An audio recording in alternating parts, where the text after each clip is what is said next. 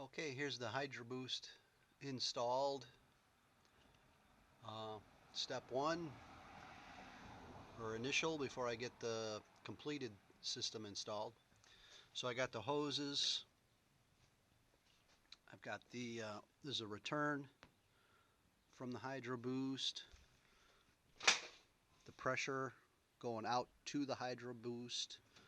These two lines come up over into here. And this is the issue with the inverted. The fitting is super close to the body, so there's not a lot of room with the fittings inverted,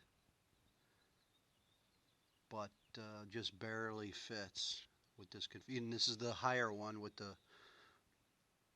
This is in place of the. It's in the stock position as the factory power booster, which is a little higher up than the manual brake location.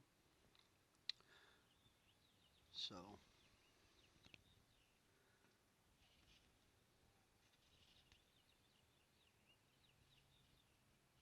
pretty close to the exhaust manifold. I don't see how they can mount this one any lower. You'd be really close here if it's in the same spot as the manual master.